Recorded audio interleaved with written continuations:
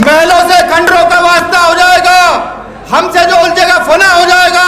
हम जानते हैं उन्हें अपना, हम जानते हैं उन्हें अपना।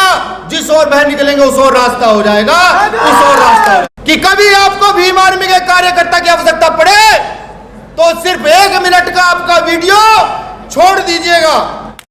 कुछ इस देश के कुकर मुर्गे जो मनु की औलाद है वो ये समझ बैठे हैं कि वो 4 लाइनों की पंक्ति लिख करके और कोर्ट में जाकर मुकदमे दर्ज कराएंगे हमारे लोगों के खिलाफ। तो मैं चुनौती दे दूं लोगों को, चिंता मत कीजिए, चिंता परेशान होने की जरूरत नहीं है। बहुत जल्द इस देश के अंदर सम्राट अशोक का राज स्थापित होने वाला है, ये मैं आपको दावे के साथ कहता हूं। यहां मंच पर बैठे सभी सामाजिक, आर्थिक, राजनीतिक कार्यकर्ताओं को भी मेरा जय भीम। सबसे पहले अपनी वाणी से जो कहूंगा वो कहूंगा दिल्ली वालों के लिए। किस लिए कहूंगा? वो इसलिए कहूंगा कि उनको समझ जाना चाहिए कि ये जो कार्यक्रम चल रहे हैं, जिनको बौद्ध कार्यक्रम कहा जाता है, ये भारत की संस्कृति के कार्यक्रम है, भारत के इतिहास के कार्यक्रम है। तो मेरे शब्दों पर गौर फरमाइएगा साथियों। महलों से खंडरों का वास्ता हो जाएगा, हमसे जो उलझेगा फना हो जाएगा। महलों से खंडरों का वास्ता हो जाएगा, हमसे जो उलझेगा फना हो जाएगा। हम जानते हैं उन्हें अपना, हम जानते हैं उन्हें अपना। जिस ओर बह निकलेंगे उस ओर रास्ता हो जाएगा, उस ओर रास्ता हो जाएगा।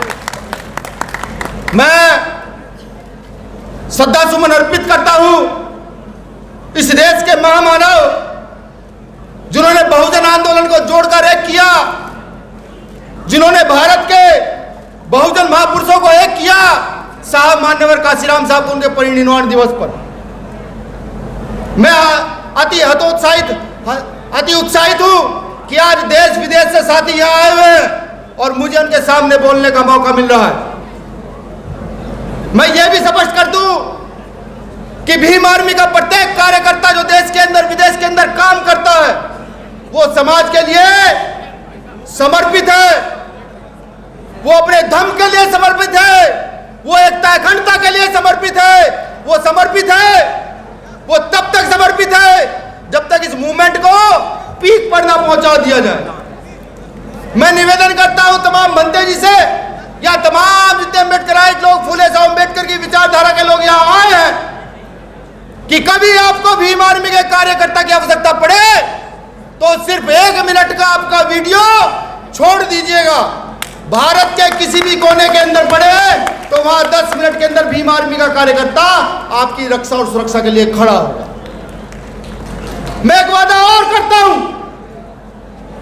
बड़ी जिम्मेदारी से करता हूं कि इस देश की संस्कृति को जैसे जैसे वापस लौटाया जा रहा है माननीय भंते जी के द्वारा, यहां के सामाजिक कार्यकर्ताओं के द्वारा, कुछ इस देश के कुकर मुर्गे जो मनु की औलाद है वो ये समझ बैठे हैं कि वो 4 लाइनों की पंक्ति लिख करके और कोर्ट में जाकर मुकदमे दर्ज कराएंगे हमारे लोगों के खिलाफ।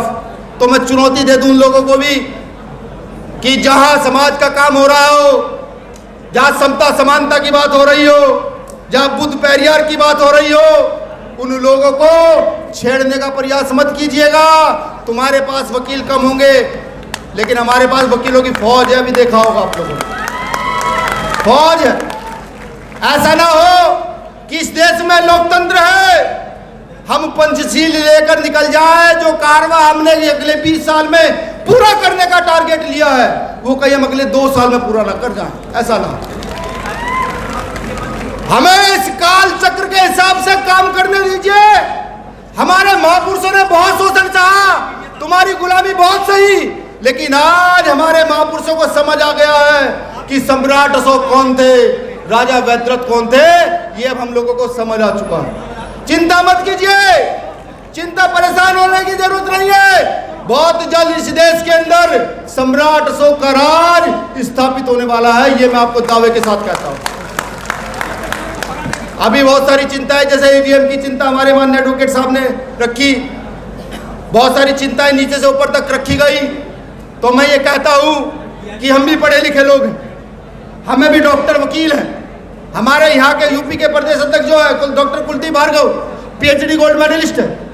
हमारी पूरी टीम एजुकेटेड लोगों की टीम है। लेकिन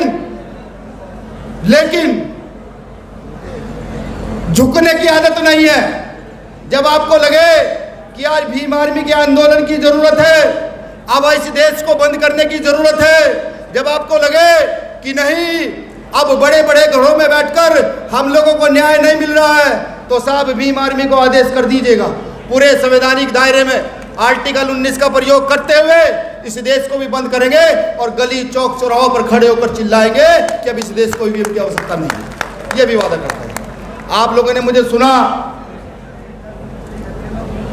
मुझे महसूस भी आप लोगों ने किया होगा, मेरा दर्द भी महसूस आप लोगों को हो चुका होगा, क्योंकि रात दिन जो देखते हैं, जिस दर्द से हम लोग गुजरते हैं, वो सब आप महसूस कर रहे होंगे। तो मैं ये चाहता हूं कि आप अपने घर से एक बच्चे को ला करके भीम आर्मी का कार्यकर्ता जरूर बना दें। ये आज के लिए सही होना हो, लेकिन अगले आने वाले 10 और 20 साल के लिए ये बिल्कुल सही होगा, क्योंकि ये तय हो चुका है, दिल्ली की घटना से तय हो चुका है कि जब जब आप भारत की संस्कृति बौद्ध धर्म की ओर अग्रसर होंगे तो आपके खिलाफ ना जाने तरह तरह के षड्यंत्र यहाँ की सरकारें करेंगी। ये तय हो चुका है। उस समय आपको भीम आर्मी का कार्यकर्ता आपकी ढाल बनकर आपके सामने खड़ा हुआ होगा।